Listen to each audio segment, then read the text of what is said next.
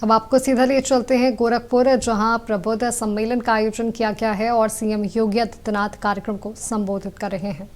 स्थापित नहीं किया, कभी नहीं। आप याद करिए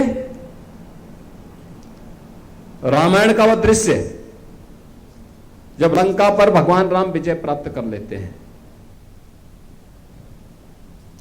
लंका विजय हो जाती है।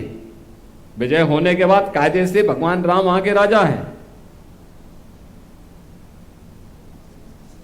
14 वर्ष के वनवास के दौरान भगवान राम कभी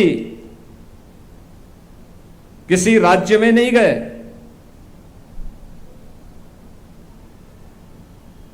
और वहां पर जब लक्ष्मण से पूछते हैं भगवान राम कि लक्ष्मण हमारा काम हो गया है, अब हम लोग वापस चलें। लक्ष्मण जी ने उनको समझाने का प्रयास किया कि भैया ये लंका तो सोने की बनी है, हमारे यहां तो हम जाते हैं, बोलो अयोध्या में तो केवल बर्तन ही सोने के हैं, लेकिन यहां तो राजमहल ही सोने का बना हुआ है। कुछ दिन रुका जाए, थोड़ा अंदर चला जाए, हम बाहर हैं, अभी तो कैंप है, मैं अभी युद्ध शिविर में हम हैं, अब युद्ध शिविर में युद्ध जीत चुके हैं, रावण मारा जा चुका है, अंदर चला जाए। राम ने तब जो बात कही थी, अपि स्वर्णमयी लंका नमे लक्ष्मण रोचिते जननी जन्मभूमिस्य स्वर्गादपि गरीयसे। उन्होंने एक बात कही थी कि लक्ष्मण लंका भले ही सोने की क्यों न हो, याद रखना मुझे ये रुचती नहीं, मुझे अच्छी नहीं लगती, क्योंकि हम सब आर्यावर्त के निवासियों का दायित्व क्या है, हम सब भारतीयों का दायित्व क्या है।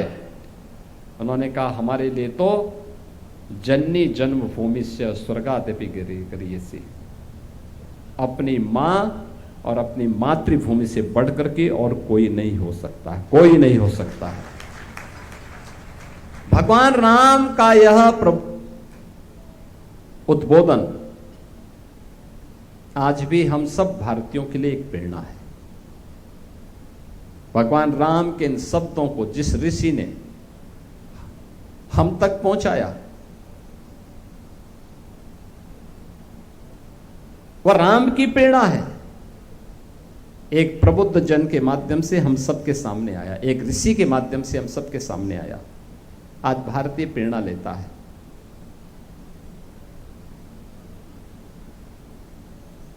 पूरा भारतीय प्रेरणा लेता है। कौन कोना है देश का, जहां हम जाएं और हमारे बाने को पहन करके जब हम किसी के सामने जाते हैं तो लोग देख करके ही पहचान करके बोलते हैं जय श्री राम। देखिए हमारा जान पहचान नहीं है। एयरपोर्ट पर हम चलते हैं, किसी गांव में, किसी शहर में, किसी फंक्शन में, दूर से ही पहचान करके, कोई जान पहचान, दूर से ही देख करके कहते हैं योगी जी जय श्री राम। एक शब्द हम सबको सुनने को मिलता, उत्तर दक्षिण पूरब पश्चिम, वो हिंदी जानता हो न जानता हो, वो तमिल मूल का हो, मलयालम का हो, कन्नड़ का हो, तेलुगु का हो, मराठी हो, बंगाली हो, उड़िया हो, नॉर्थ ईस्ट की किसी भी भाषा को बोलने वाला हो, भारत की किसी भी भाषा और बोली को बोलने वाला हो, उसके मुंह से एक शब्द निकलता है जय श्री राम। यानी जय श्री राम का मतलब राम के उन आदर्शों को मानना, राम के उन आदर्शों पर चलना, जिन्होंने देश और समाज के लिए, तत्कालीन समाज के लिए एक प्रेरणा के रूप में हम सबको दिया है। ऋषि वाणी से वह हम सबके सामने अलग अलग ग्रंथों के माध्यम से हम सबके सामने प्रस्तुत हुआ है।